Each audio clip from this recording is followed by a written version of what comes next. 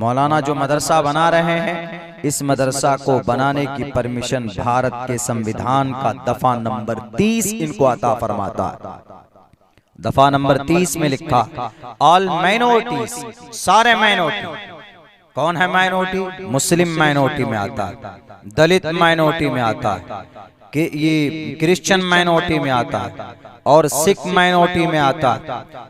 जितने भी माइनॉरिटी के लोग हैं, minorities, all minorities whether based religion और लैंग्वेज, अगर कोई किसी खास जुबान की या किसी मजहब की तालीम के लिए कोई एक संस्था बनाना चाहता है, शैल हैव द राइट, उसको इजाजत है, उसको परमिशन है, इसलिए कि भारत का संविधान उसको इजाजत देता है। All minorities whether based on religion और language shall have the right to establish and administer committee बना कर भी अगर कोई इदारा चलाना चाहे तो चला सकता है, उसके लिए इजाजत है। अथॉरिटी एजुकेशनल इंस्टीट्यूशंस, तालीमी इदारे ऑफ देयर चॉइस, अपनी मर्जी से मदरसे का निजाम कैसा होगा, मकतब का निजाम कैसा होगा, वहाँ के निसाबें क्या होगी, वहाँ का सिस्टम क्या होगा, ये सब तय करने का अधिकार उस मदरसे के मुहतमिम को, बानी को और नाजिम को होगा। इसके अंदर में कोई आदमी इंटरफेयर नहीं कर सकता। ये भारत का संविधान कहता, देश का कानून कहता। मगर आज की तारीख में इन मदरसों पर, इन तालीमी इदारों पर बुलडोजर चलाया जा रहा है। इस पर रजिस्ट्रेशन के नाम पर बहुत सारे, इतने सारे पेपर मांगे जाते। खुद हमने हमारे स्कूल की रजिस्ट्रेशन के लिए पहले कुछ और था निजाम, अब कुछ और निजाम है। 2-2, 3-3 साल लग जाते हैं रजिस्ट्रेशन कराने में, परमिशन लेने में। ये पेपर दीजिए, वो पेपर दीजिए, वो फॉर्म फिलअप कीजिए, उधर जाइए, वहां दौड़िए, ये कीजिए, ये वेरीफाई कराइए, ब्लॉक से कई मर्तबा चक्कर लगाने के लिए आएंगे साहब। ये सब सिर्फ तालीमी निजाम पर काम करने वाले कौन? और अगर कोई किसी बेटी को उसका रेप करे, उसका मर्डर कर दे, उस पर कोई कार्रवाई नहीं होती, वो खुले हुए सांड के तरह घूमता। जरूरी तालीम जरूरी तन्हा मजहब इस्लाम है जिसने ये कहा कि इल्म हासिल करना फर्ज है, जरूरी है, फर्ज ऐन है। अगर आप कुछ नहीं जानते हैं अपने मजहब और धर्म के बारे में, तो आपके लिए इतना इल्म हासिल करना जरूरी है। तलबुल इल्मी फरीज़तुन अला कुल्ली मुस्लिम, कि जिससे आप हराम और हलाल की तमीज कर सको, ये आपके लिए जरूरी। सिर्फ इस्लाम ने ये पैगाम दिया। बाकी और धर्म के अंदर भी है, उसमें तालीम को, ज्ञान को बड़ा बताया गया, लेकिन इतनी शिद्दत के साथ तालीम हासिल करने को जरूरी करार नहीं दिया गया। गीता है, गीता के अंदर मैंने 2 मंत्र पढ़े भी आपके सामने में। बहुनाम जन्म नामंते ज्ञानवान माम परपद्यते वासुदेवा सर्वमिति समहा आत्मा सुदुर्लभः, के इंसान महाआत्मा बनता है तालीम और ज्ञान के जरिए से ही। अधिनायक जय हे भारत भाग्य विधाता, हमने पढ़ा। बहुत से लोगों को नहीं मालूम है कि 26 जनवरी क्यों मनाते हैं। हमने कई जगह पर कई लोगों से हमने पूछा कि 26 जनवरी क्यों मनाते हैं, क्यों सेलिब्रेट करते हैं उस दिन। मौलाना इसलिए कि आज की तारीख में देश आजाद हुआ था, यानी 26 जनवरी को देश आजाद हुआ, इसीलिए हम लोग इस दिन खुशी मनाते हैं। तो ये तालीम की कमी है। 26 जनवरी को देश आजाद नहीं हुआ। 26 जनवरी 1950 को भारत का कानून लागू किया गया था। देश तो आजाद हुआ 15 अगस्त 1947 को। 2 साल 11 माह लगे भारत के संविधान को बनने में। जिस संविधान से देश चलता है, उस संविधान को तैयार होने में तकरीबन 3 साल लग गए। 2 साल 11 माह 8 दिन गालिबन। और इस संविधान को 10 मुल्कों से मदद लेकर वहां से इसको तैयार किया गया है। यानी इतने लंबे अरसे में लोग बैठे नहीं रहे। 7 लोग थे संविधान समिति में जब देश का संविधान लिखा जा रहा था, भारत का संविधान, तो उस वक्त 7 महापुरुष लोग थे। उनमें से एक चीफ मिनिस्टर ऑफ आसाम भी था जो मुसलमान थे, और उन 7 लोगों का सर्वे सर्वा head of 7th person doctor Bhimrao Ambedkar साहब थे, जो अध्यक्ष और सदर थे। उनकी निगरानी में भारत का संविधान तकरीबन 2 साल 11 माह में लिखा गया, और जब इसको पार्लियामेंट में पेश किया गया तो एक एक आर्टिकल पर 350 दफात आर्टिकल्स लिखे गए। एक एक दफात पर घंटों घंटों बहस इस पर होती थी पार्लियामेंट में। 26 नवंबर 1949 को पार्लियामेंट में ये पास हो गया कि हाँ, अब ये संविधान भारत का संविधान होगा। संविधान दिवस, कानून का दिन कौन सा हो भारत के अंदर? 26 नवंबर 1949। 26 नवंबर को संविधान दिवस मनाते हैं हम लोग, और 26 जनवरी 1950 को ये देश के अंदर लागू हो गया। और उसी संविधान में लिखा है, all minorities whether based on religion और language shall have the right to establish and administer educational institutions of their choice. मौलाना जो मदरसा बना रहे हैं, इस मदरसा को बनाने की परमिशन भारत के संविधान का दफा नंबर 30 इनको अता फरमाता है। दफा नंबर 30 में लिखा, ऑल माइनॉरिटीज, सारे माइनॉरिटी। कौन है माइनॉरिटी? मुस्लिम माइनॉरिटी में आता है, दलित माइनॉरिटी में आता है, कि ये क्रिश्चियन माइनॉरिटी में आता है, और सिख माइनॉरिटी में आता है। जितने भी माइनॉरिटी के लोग हैं, minorities, all minorities whether based religion और लैंग्वेज। अगर कोई किसी खास जुबान की या किसी मजहब की तालीम के लिए कोई एक संस्था बनाना चाहता है, शैल हैव द राइट, उसको इजाजत है, उसको परमिशन है, उसको न कि भारत का संविधान उसको इजाजत देता है। All minorities whether based on religion और language shall have the right to establish and administer committee बना कर भी अगर कोई इदारा चलाना चाहे तो चला सकता है, उसके लिए इजाजत है, अथॉरिटी। एजुकेशनल इंस्टीट्यूशन, तालीमी इदारे ऑफ देयर चॉइस, अपनी मर्जी से।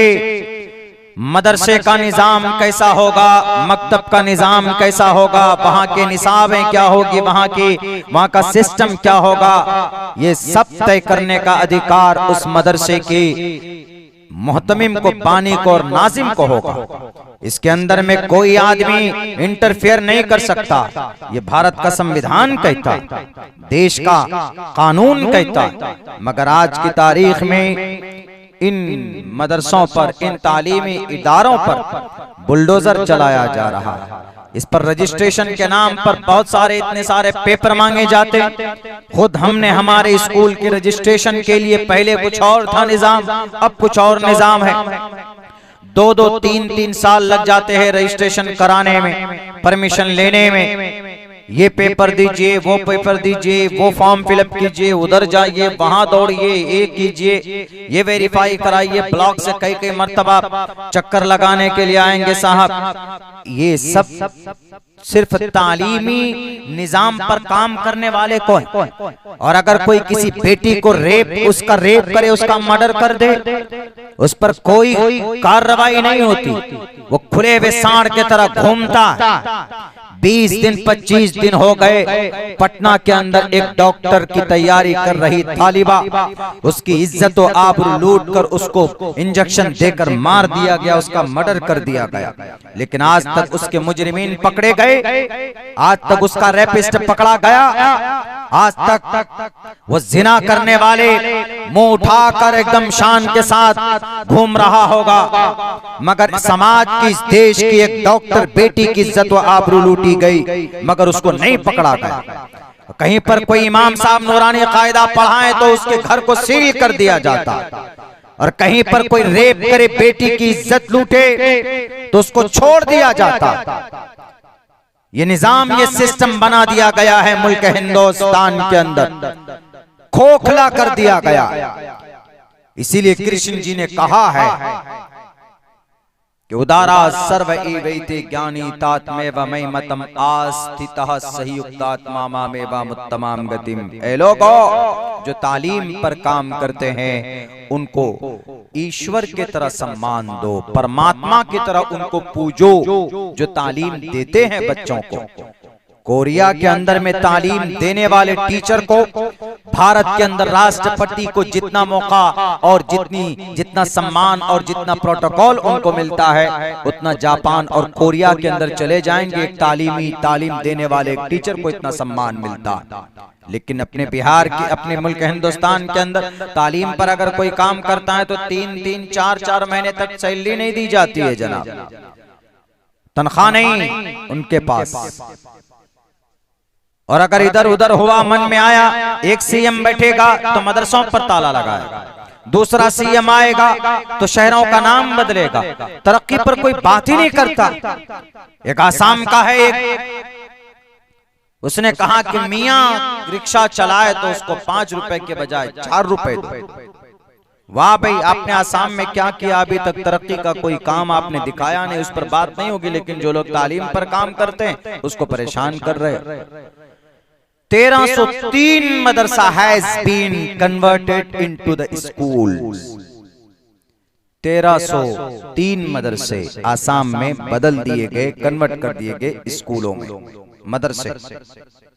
उत्तर प्रदेश, ये क्या नाम है, उत्तराखंड में 213 मदरसे ऐसे किए गए। मेरे भाइयों, तालीम के दुश्मन वही लोग होते हैं जो तालीम की अहमियत नहीं जानते, नॉलेज की अहमियत नहीं जानते। नॉलेज, ज्ञान ऐसी चीज है कि अगर ये चीज लोगों को हो तो फिर लोग नफरत की दीवार को बड़ी आसानी के साथ तोड़ सकते हैं। आज हम हिंदू मुसलमानों के बीच में इतनी नफरत क्यों है? इसलिए है उनको ये बात उनके दिमाग में ठूस ठूस कर, इंजेक्शन दे दे कर बता दी गई है कि तुम पर जुल्म करने वाले यही मुसलमान है। ये मुसलमान जिहाद करते हैं, ये मुसलमान तलवार के आधार पर इन्होंने कलमे की तबलीग की है। इनके फोर फादर, इनके गुरु जनाबे मोहम्मदुर रसूलुल्लाह सल्लल्लाहु अलैहि वसल्लम बहुत बड़े लड़ाकू थे, लड़ते थे अलायाज़ुबिल्लाह। इस तरह की बातें उनके दिमाग में बैठाई गई। ये मोहम्मद जो अपने आप को रहमतुल्लिल आलमीन बोलता है, इन्होंने 6 साल की बच्ची का से निकाह किया, 9 साल की उम्र में उनसे रुखसती की। इस तरह की बातें। अच्छा, ऐसा हो 800 साल तक मुल्क हिंदुस्तान में कलमा पढ़ने वालों ने हुकूमत की, तुम्हारे मंदिरें तोड़ और तुम्हारे औरत, तुम्हारे बीवियों की इज्जत व आबरू लूटी इनके बादशाहों।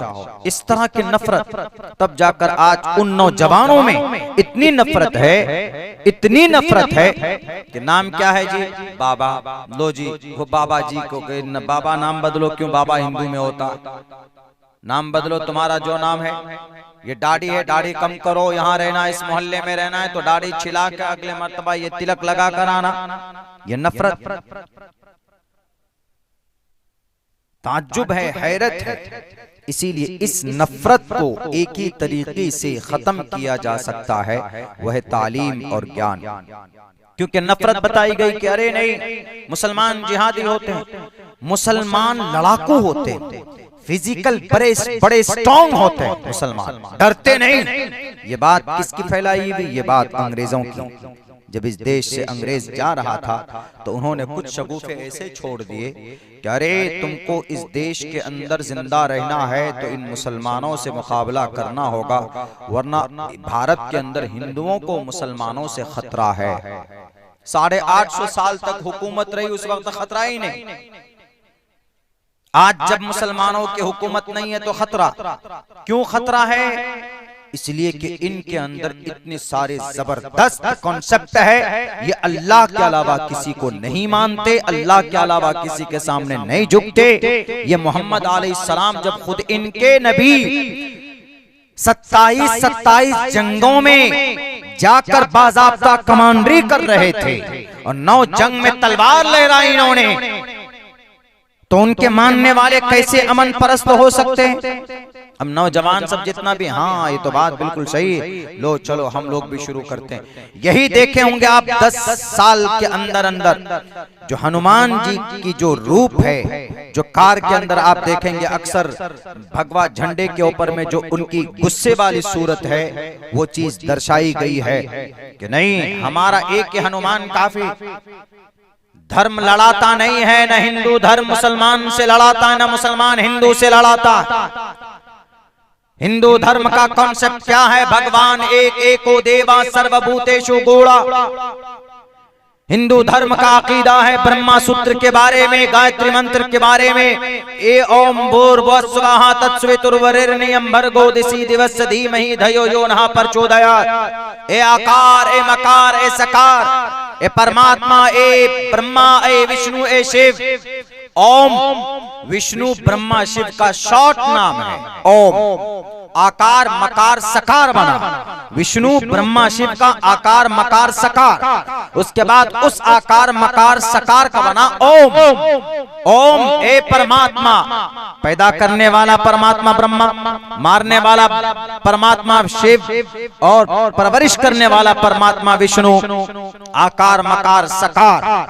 ओम भूर्भुवस्सुवः तत्सवितुर्वरेण्यं भर्गो दिशि दिवस्य धीमहि धियो यो नः प्रचोदयात्। ये तीनों ब्रह्मा की और ये तीनों ईश्वर की पूजा और प्रार्थना कुरान में सूरह फातिहा में तकरीबन वही है। अल्हम्दुलिल्लाहि रब्बिल आलमीन अर्रहमानिर रहीम मालिकि यौमिद्दीन इय्याका नअबुदु व इय्याका नस्तईन इहदिनस सिरातल मुस्तकीम सिरातल लज़ीना अनअमता अलैहिम गैरिल मग़ज़ूबि अलैहिम वलद्दाल्लीन। अल्हम्दुलिल्लाहि रब्बिल आलमीन, तमाम तारीफ उस रब के लिए है जो दोनों जहान का पालनहार है। अर्रहमानिर रहीम, जो बड़ा मेहरबान निहायत रहम वाला, मालिक यौमिद्दीन, जो कयामत के दिन का मालिक है। इय्याका नअबुदु, ए अल्लाह हम तेरी ही इबादत करते हैं, तेरी ही इबादत करते हैं। हिंदू धर्म में तस्सयते भक्तिवान से शियामा, ए परमात्मा हम तेरी ही पूजा करते हैं। इय्याका नअबुदु व इय्याका नस्तईन, और ए अल्लाह हम तुझी से मदद तलब करते हैं। मफूल मुकद्दम है, यही तर्जमा करेंगे, हस्र का तर्जमा होगा। इसके अलावा ये तर्जमा नहीं कर सकते कि हम तेरी इबादत करते हैं, तेरी ही इबादत करते हैं। तस्सयते, तस्सयते संस्कृत में भी है, इस जमीर को पहले लेकर आए। तस्सयते भक्तिवान से शियामा, भक्तिवान से शियामा, ए शियामा ए परमात्मा हम भक्ति करते हैं। तस्सयते तेरी ही। इय्याका नअबुदु व इय्याका नस्तईन इहदिनस सिरातल मुस्तकीम, ए अल्लाह हमें तू सीधा रास्ता, सीधे रास्ते की रहनुमाई फरमा, सीधा रास्ते पर चला, सीधे रास्ते पर चला। इय्याका नअबुदु व इय्याका नस्तईन इहदिनस सिरातल मुस्तकीम सिरातल लज़ीना अनअमता अलैहिम, ए अल्लाह उस रास्ते पर चला जिन पर आपकी नियामतों की बारिशें हुई। गैरिल मग़ज़ूबि अलैहिम वलद्दाल्लीन, उन लोगों के रास्ते पर चलने से बचा, या उनके रास्ते से हमें बचा जो गुमराह हुए, यानी यहूदी।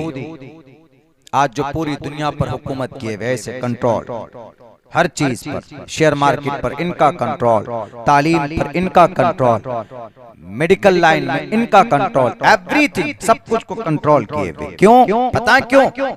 तालीम पर सबसे ज्यादा आज की तारीख में अगर कोई कौम पैसा खर्चा करती है तो वो यहूदी करते हैं। शिकागो के एक यूनिवर्सिटी के एक प्रोफेसर से पूछा किसी ने कि आप अपने बच्चों को कैसे पढ़ाते, क्या पढ़ाते हो जो इतना शार्प होता आपका बच्चा? उन्होंने कहा कि अमेरिका जैसे मुल्क में हमारी आबादी 5% है। अमेरिका में यहूदी कम है, लेकिन वहां की हुकूमत पर कब्जा किसका है? यहूदियों का कब्जा है। तो भला हम अपने बच्चों को ये बात कहते हैं कि देखो कि तुम 5% हो, उधर 95% लोग हैं, और उनमें से तकरीबन 45% तो सिर्फ क्रिश्चियन है। और जाहिर सी बात, अक्सरियत उनकी है, वो तुम पर हमेशा जुल्म करेंगे, तुम्हें आगे बढ़ने नहीं देंगे। तो तुम कैसे करोगे? तादाद में तो तुम कम हो, बस एक ही रास्ता है, वो रास्ता तालीम का। तुम इतनी सलाहियत पैदा करो कि अगर कहीं पर 100 वैकेंसी निकले, 100 नौकरी की जगह अगर खाली हो, तो उनमें जाहिर सी बात है कि तुम 5 होगे वो 95 होंगे, तुम 5 होंगे वो 95 होंगे। इतनी तालीम हासिल करो कि जब कंपटीशन हो तो उस कंपटीशन के अंदर तुम 5 का नाम तो आना ही चाहिए, लेकिन इतने स्ट्रॉन्ग बनो कि उनको पीछे कर दो, उनको 95 सीट पर भी हम तुम्हें ही कब्जा करना है। हम अपने बच्चों को ये तबलीग करते, इस तरह मोटिवेट करते और वो उस पर मेहनत करते। और यही वजह है कि आज हर मैदान में सबसे ज्यादा तेज दिमाग अगर किसी का चलता है तो यहूदियों का चलता है। कहा जाता है कि ग्रोथ के हिसाब से हमारे बच्चों में जो सलाहियत 10 क्लास में जो सोचने की और समझने की और नॉलेज की सलाहियत पैदा होती है, वो यहूदी बच्चों को 3 या 4 या 5 साल की क्लास के बच्चे की वो सलाहियत होती है। क्यों? वो लोग मेहनत करते हैं। लोग कहेंगे कि अरे नहीं भाई, वहां पर भी तो देखेंगे कि लोग भेदभाव से काम लेते हैं कि चलो हमारे हैं 95% तो हमारे लोग हों। तुम इतनी सलाहियत पैदा करो कि अगर वो किसी तुम्हारे साथ भेदभाव करेंगे तो कंपटीशन में अगर तुम छट जाओगे तो जो छांटने वाला बेईमान होगा उसको कम से कम उसको पछतावा भी होना चाहिए कि हमने एक ऐसे सलाहियतमंद बच्चे को छांटा है कि जो जिसके अंदर बड़ी कामयाबी, जिसके अंदर बड़ी सलाहियत है। वो घर जाने के बाद भी अपनी उंगलियां दांतों के नीचे दबाएगा, सोचेगा, बैठेगा। इतनी सलाहियत पैदा करो। इस देश के अंदर एक पंडित ने कहा है, भारत के अंदर कि इस देश के अंदर मुसलमानों का अलमिया अलग है। एक तो मुसलमान तालीम के मैदान में पीछे हैं, यहाँ अक्सरियत में जो हिंदू लोग वो मेहनत ज्यादा करते हैं तालीम पर, मुसलमान नहीं करते। बाप गाफिल, माँ जाहिल, तालीम पर बहुत कम मेहनत। खाने में ज्यादा आगे रहेंगे मुसलमान, चिकन मटन होना ही चाहिए। तालीम में बच्चा क्या पढ़ रहा है? कुछ नहीं। भारत के अंदर जो पीएमओ है, सीएमओ होता है स्टेट का, पीएमओ होता है मुल्क का। उनके अंदर जो बड़े बड़े लोग हैं वो भी अगर पूरे दिन बिजी होते हैं, 15 दिन तक नंबर लगाइए मुलाकात नहीं होगी, लेकिन वो लोग भी अपना 1 घंटे का वक्त निकालते अपने बच्चों की तरबियत और तालीम पर। हम लोग निकालते हैं? हम लोग नहीं निकाल पाते। बच्चा कहाँ पढ़ रहा है, बच्चा क्या खर्चा कर रहा है, कुछ सब जाने दो। मेरे भाइयों, दुनिया के अंदर सबसे बेहतरीन निजाम और बेहतरीन सिस्टम अल्लाह तबारक व तआला ने हमें दिया है, बस इसको इस्तेमाल करने की जरूरत है। अल्लाह तबारक व तआला की नुसरत और मदद ऐसा नहीं कि सहाबाए किराम के साथ था, अल्लाह तबारक व तआला पुराना हो गया अलियाज़ु बिल्लाह, या अल्लाह की कुदरत में गिरफ्त कम हो गई, या अल्लाह तबारक व तआला कोई और अलग बात हम सोचें कि अल्लाह तबारक व तआला की कोई सुनता ही नहीं है। ये सब ऐसा कुछ नहीं है। वही अल्लाह है जिन्होंने मस्जिद की हिफाजत के लिए आसमान से तैर नबाबील को भेजा, जिन्होंने जनाबे मोहम्मद रसूलुल्लाह की मदद के लिए जंगे बद्र में हजारों फरिश्तों को भेजा है।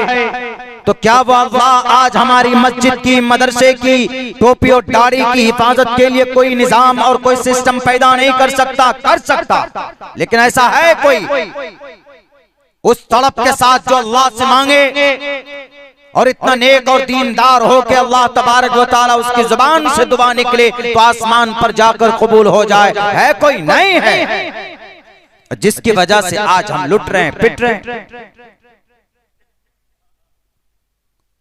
अगर कोई कुरान पर एतराज करता है, बताओ कि किस वजह से कुरान पर एतराज करते हैं? इसलिए कि कुरान में तालीम है, इसलिए कि कुरान में अल्लाह एक होने की का पैगाम है। कुरान हर समस्या का समाधान है। यही पटना की बच्ची का रेप हुआ। किसी जमाने में लाल कृष्ण एडवाणी जी से पूछा गया कि एडवाणी जी जरा बताइए, अगर किसी बच्ची का रेप हो तो रेपिस्ट के साथ क्या किया जाए? उन्होंने क्या कहा? शुड बी डेथ पेनल्टी, सजाए मौत मिलनी चाहिए। वेदों में सजाए मौत नहीं, ऋग्वेद में नहीं, वेदों में नहीं। वेदों में औरत के सम्मान पर मंत्राश लोग हैं।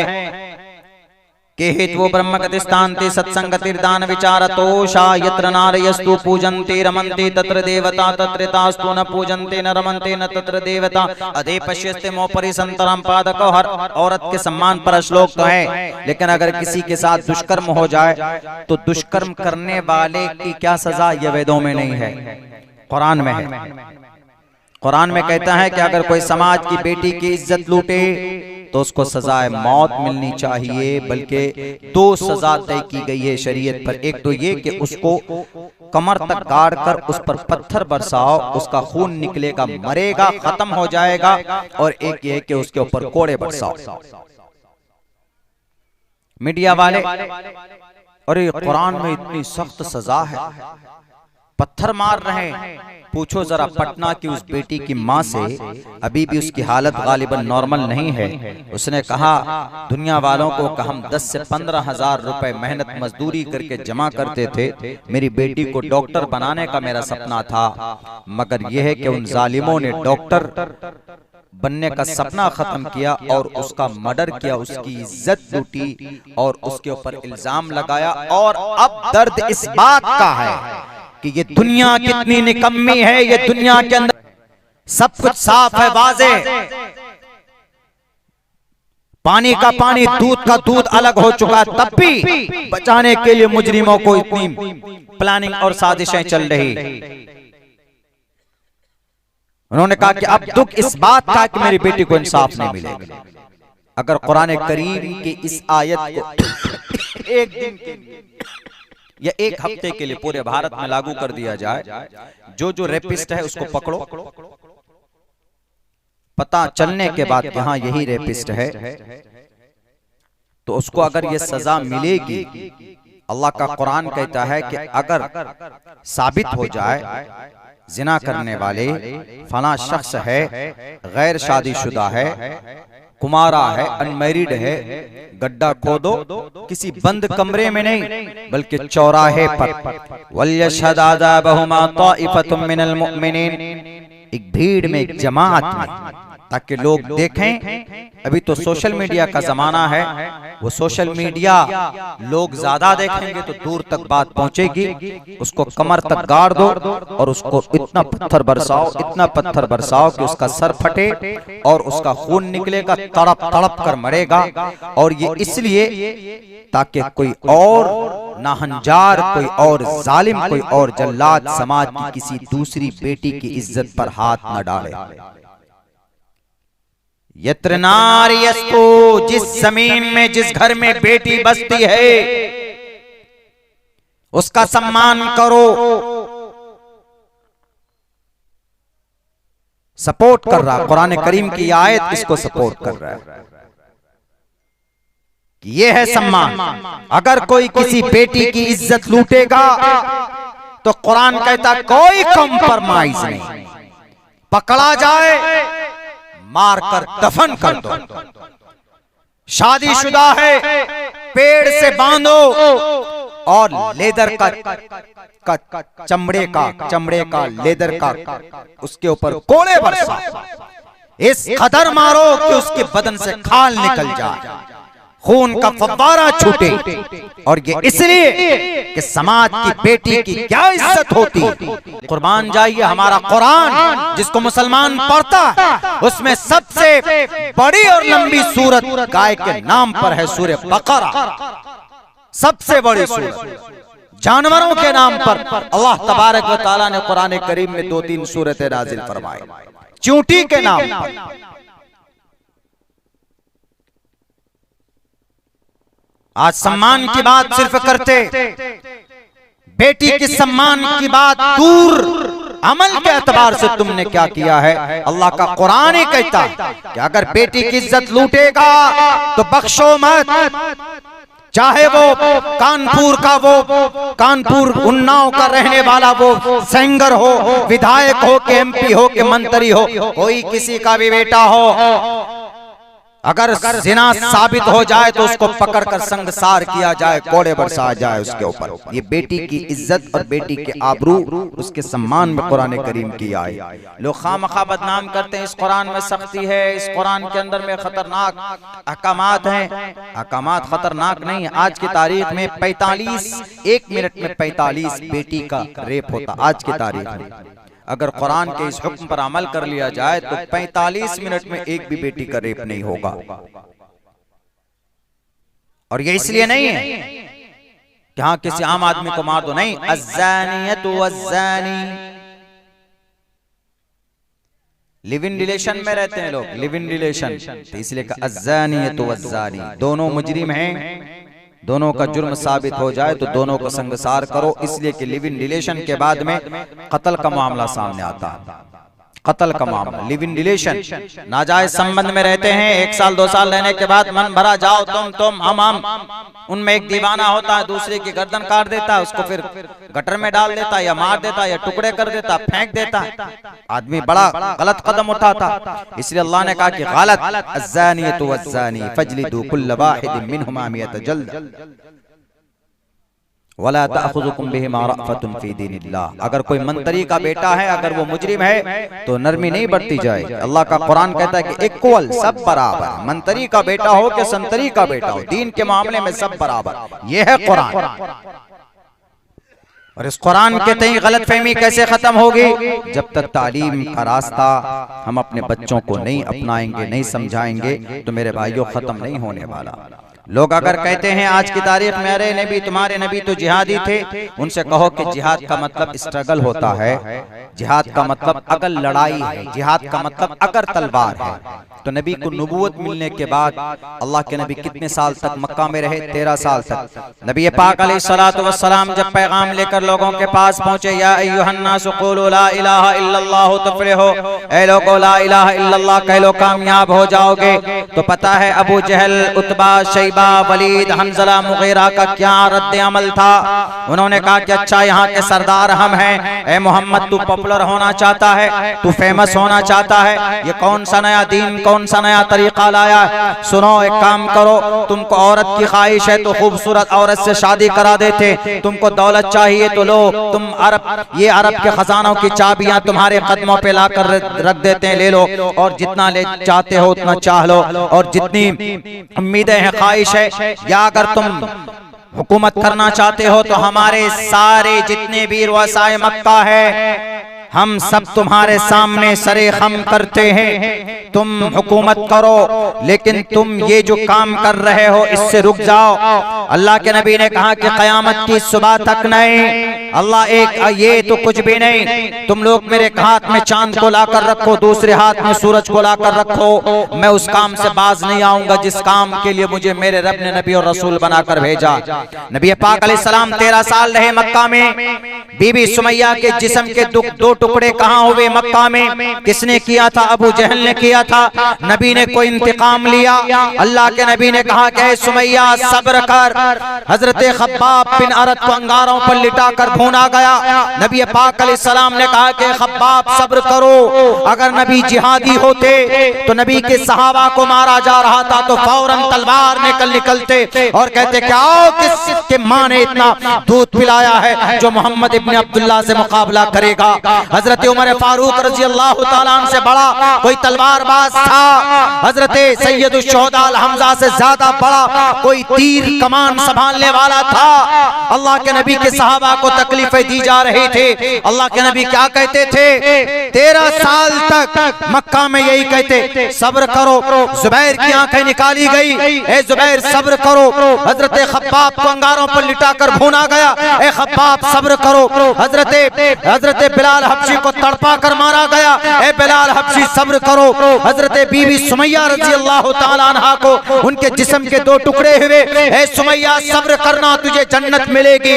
3 साल तक शैब अबी तालिब में सहाबाए कराम को मुकम्मल तौर पर बंद कर दिया गया, ताला डाल दिया गया, न कोई बाहर से अंदर जाएगा न कोई अंदर से बाहर आएगा। सहाबाए कराम भूख से तड़पते थे, दरख्तों के पत्ते चबा चबा कर अपनी जिंदगी गुजारने पर मजबूर हुए। नबी ने कहा कि मेरे प्यारे सहाबा सब्र करो। नबी के रास्ते पर कांटे बिछाए गए, नबी ने सब्र किया। नबी के गर्दन पर ओजड़ियां डाली गई, नबी ने सब्र किया। अल्लाह के नबी के दोस्त हजरत अबू बकर सिद्दीक रजी अल्लाह ताला अन्हु के चेहरे पर उनको कालिक पोतने की कोशिश की गई, तब भी नबी ने कहा सब्र करो।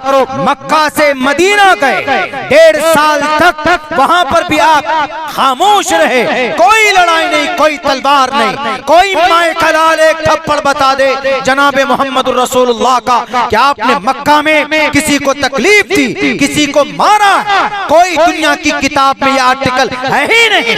एनसाइक्लोपीडिया पढ़ो, तफसीर पढ़ो, बुखारी पढ़ो, तिरमिजी पढ़ो, अबू दाऊद पढ़ो, नबी पाक अलैहिस्सलाम का जुल्म, अल्लाह के नबी अलैहिस्सलातु वस्सलाम की का भेदभाव कोई किताब नहीं बता सकती, क्योंकि आप अलैहिस्सलाम इस काम के लिए नहीं आए। जब आप मदीना गए तो 1.5 साल के बाद जब यहूदियों ने नबी को कत्ल करने की साजिशें रची, जब नबी पाक अलैहिस्सलाम के सहाबा को मिटाने की साजिशें रची गई, तब अल्लाह ने कहा कि मोहम्मद अब पानी सर से ऊपर बह रहा है, अब तलवार उठाइए, उनसे मुकाबला करो जो तुम पर जुल्म करते हैं। उज़िना लिल्लज़ीना युक़ातलूना बिअन्नहुम ज़ुलिमू, और जालिम से मुकाबला करना गुनाह नहीं। अगर गुनाह होता तो सुप्रीम कोर्ट नहीं कहता कि अगर तुम्हारे जान खतरे में हो तो सेल्फ डिफेंस के लिए तलवार उठा सकते हो। अगर तुम्हारी जान और तुम्हारी इज्जत व आबरू खतरे में, तुम्हारा घर खतरे में, तुम्हारा मुल्क खतरे में और तुम्हारा नेशन खतरे में हो तो उस वक्त तीर चला सकते हो, तलवार चला सकते हो, गोली चला सकते हो अपनी जान की हिफाजत के लिए। अगर जालिम को मारना पाप होता तो राम से पूछा जाए कि रावण को क्यों मारा। अगर जालिम को मारना पाप होता तो कृष्ण से पूछा जाए कि कौरवों का वध क्यों किया। अगर जालिमों को मारना पाप होता तो फिर दुर्गे माता से पूछा जाए कि तुमने दुर्गम राक्षस का वध क्यों किया। अगर जालिम को मारना पाप होता तो ये काली मां से पूछा जाए कि तुमने अंधकासुर का खात्मा क्यों किया। अगर जालिम को मारना पाप होता तो सारे देवी देवताओं ने, बल्कि ऋग्वेद में कहा गया रुद्र वो गिरीवा शरैत पिशाच अव ब्रह्मा दुविशो जहि तुवम तूर्य तरुष्यतः सत्यम विभाजने, कि जालिमों को उसका सर तन से जुदा कर दो। इस मंत्र पर अमल करते हुए जैसे राम को मारना, राम को रावण का मारना राक्षस का मारना है, पुण्य है, जैसे कौरवों को पांडवों ने मारा, पुण्य का काम किया, ऐसे ही अल्लाह के नबी ने बद्र के मैदान में इस उम्मत का फिरौन, लोगों को तकलीफ देने वाला, बिलाल हब्शी को तड़पाने वाला, बीबी सुमैया के जिस्म के 2 टुकड़े करने वाला, हजरत खब्बाब को अंगारों पर लिटाकर अजियत और तकलीफ देने वाला राक्षस अबू जहल को अगर मारा तो आप अलैहिस्सलाम ने पुण्य का काम किया। बल्कि अल्लाह के नबी ने नहीं मारा था, आपके सहाबा 2 मासूम बच्चों के हाथ से उसका काम तमाम हुआ। वो 2 मासूम बच्चे छोटे छोटे थे, एक की उम्र 13 साल, एक की उम्र 14 साल, मुआज और मुअव्विस। देयर इज सिमिलरिटी, कोई कह ही नहीं सकता हमारे हिंदू भाई कि नबी पाक अलैहिस्सलाम ने जुल्म किया। अगर जुल्म राक्षस को मारना पाप होता, जुर्म होता तो वेद में क्यों कहा तुवम तूर्य तरुष्यता, तुवम तूर्य तरुष्यता सत्यम विभाजन, ये तो राक्षस के बारे में, बल्कि यूं भी है रुद्र वो गिरीवा अशरैत पिशाच अव ब्रह्मा द्विष, ब्रह्मा से द्वेष रखने वाले को भी जीने का हक नहीं। द्वेष मतलब नफरत, ब्रह्मा से अगर कोई नफरत करता है तो उसको भी जीने का अधिकार नहीं। वेद तो कहता उसका भी काम तमाम करो, उसका भी करो जो ब्रह्मा को नहीं मानता। बताइए कितना सख्त कानून। अगर सिर्फ कुरान में यह होता कि जो अल्लाह को ना माने उसका कत्ल कर दो तो पता नहीं क्या हो जाता। कुरान करीम की कुछ आयतें ऐसी है जिसको समझने के लिए उलमा की जरूरत है। उसको अपने आप समझेंगे, व्हाट्सएप यूनिवर्सिटी के जरिए समझेंगे, फेसबुक कॉलेज के जरिए समझेंगे तो फिर यही होगा, नफरत ही नफरत होगा। तो हमारे कुरान के मज़ामीन को समझाने के लिए अपने बच्चे को कुरान की तालीम देना बहुत जरूरी है। मुसलमानों नहीं दे पाते हैं। अरे ये वो कुरान है जिसका एक हर्फ पढ़ोगे तो अल्लाह तबारक व तआला 10 ने क्या अता फरमाता। कोई भी सूरत पढ़िए, कुल हुवल्लाहु अहद अल्लाहुस समद लम यलिद वलम यूलद वलम यकुल लहू कुफुवन अहद, अल्हम्दुलिल्लाहि रब्बिल आलमीन अर्रहमानिर रहीम मालिकि यौमिद्दीन, इय्याका नअबुदु व इय्याका नस्तईन, इहदिनस सिरातल मुस्तकीम सिरातल लज़ीना अनअमता अलैहिम गैरिल मग़ज़ूबि अलैहिम वलद्दाल्लीन। 1400 की मिल गई मुझे, 1400। कितने मिनट लगे मुझे? 5 सेकंड। अल्लाह के नबी की इस हदीस की बुनियाद पर मन क़रअ हरफन मिन किताबिल्लाह, अगर कोई कुरान करीम का एक हर्फ पढ़ता है तो उसको 10 नेकी अल्लाह अता फरमाता है। अच्छा, हमने तो तजवीद की रियायत करते हुए ये जो तर्ज है, ये दारुल देवबंद में जो बुखारी शरीफ पढ़ाई जाती है उसका तर्ज है। उस तर्ज पर हमने कुरान करीम, मैं तरावी में इसी तर्ज पे पढ़ता हूँ, इस पर रफ्तार तेज होती है, तो हमने तजवीद की रियायत करते हुए हमने पढ़ी है। लेकिन अगर कोई आदमी कहता है कि हमको कुरान ढंग से नहीं पढ़ना आता, मौलाना कैसे पढ़ते हैं? अल्हम्दुलिल्लाहि रब्बिल आलमीन अर्रहमान, पढ़ते हैं ना बहुत से आदमी। देखेंगे आप मस्जिद में बैठे हैं, पढ़ रहे हैं, एक लाइन में उसको कम से कम 1 मिनट का वक्त लग जाता है। तो अल्लाह के नबी की दूसरी हदीस है, अल्लाह के नबी फरमाते हैं अब उसको एक हर्फ पर 10 नहीं, अल्लाह कहता है कि 20 नेकी दो उसको। ये वो कुरान, रामायण गीता महाभारत हिंदू भाई पढ़ते, इंफॉर्मेशन उनको मिल सकती है उसके अंदर, लेकिन पुण्य नहीं मिल सकता जैसे कुरान। कुरान के पढ़ने पर पुण्य भी है, फायदा भी है। कुरान करीम में अगर आपके घर में तंगदस्ती है, फाका है, तो आप डेली हर दिन मगरिब की नमाज के बाद सूरह वाक़िया पढ़िए, तिलावत कीजिए, आपके घर में तंगदस्ती नहीं होगी। तो पढ़ेंगे 2 फायदा, एक तो सवाब मिलेगा, एक हर्फ पर 10 नेकी, ऊपर से आपके घर की तंगदस्ती दूर हो जाएगी। 2 फायदे, ये कुरान। हाफिज बनाया आपने अपने बच्चे को, इस पर गालिबन मौलाना रमजान साहब की मुकम्मल तफसीली वजाहत बात आ चुकी। अगर आपने हाफिज बनाया तो आपके खानदान के 10 आदमियों को जन्नत से जहन्नम से जन्नत में लेकर जाएगा। और हाफिज कुरान के माँ बाप को रोशन ताज कयामत में, कयामत कायम होगी। कयामत का अकीदा हिंदुओं के, मुसलमानों के यहाँ भी, हिंदुओं के यहाँ ओम पूर्णमिदा पूर्णात् पूर्णमुदच्यते पूर्णस्य पूर्णमादाय पूर्णमेवावशिष्यते, ओम शांति ओम शांति ओम शांति। ये महापर्लय है इसमें। और कुरान करीम के अंदर है या अय्युहन्नासुत्तकू रब्बकुम इन्न ज़लज़लतस्साअति शैउन अज़ीम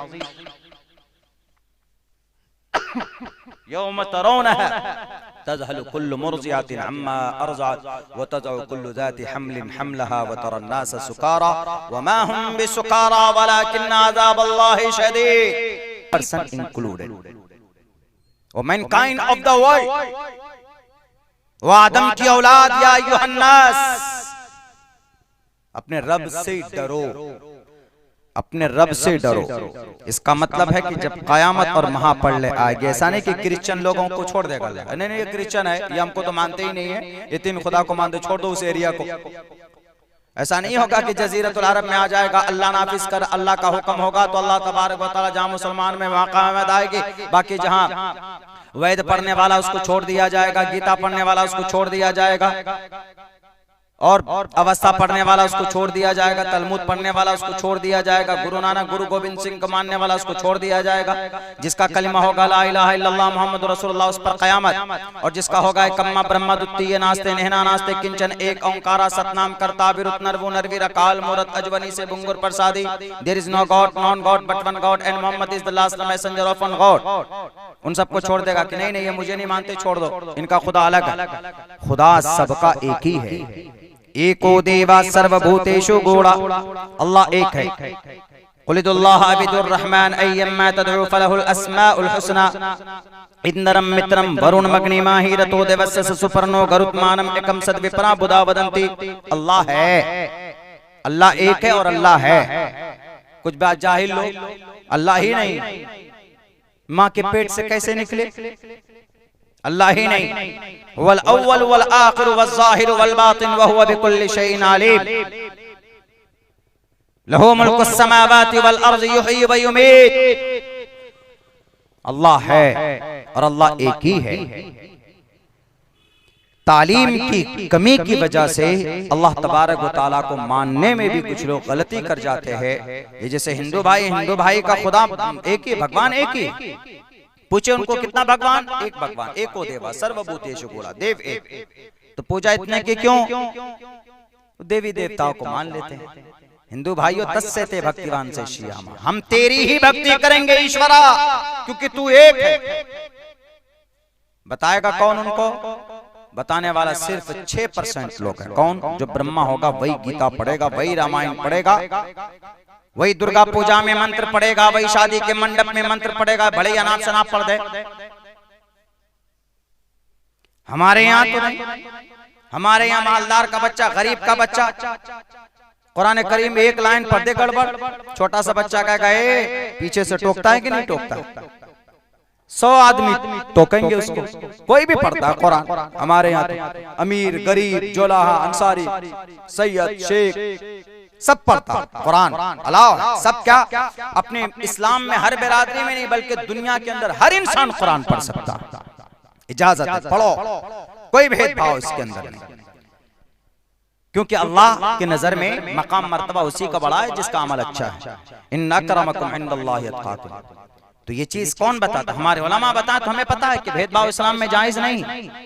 वेदों में भी सेम ये चीज है, वेदों में भी ये चीज है, लेकिन कौन बताएगा? बताएं आज तक। ये मिस्टर वेदों में है, शूद्रो ब्रह्मणतामिति ब्रह्मणश्चेति शूद्रताम क्षेत्रियो याति वितरत्वं विघातवेश्यं तथेच च स एक एवात्र पते परजानाम कथम पुनर्जत कीर्ता परभेदा।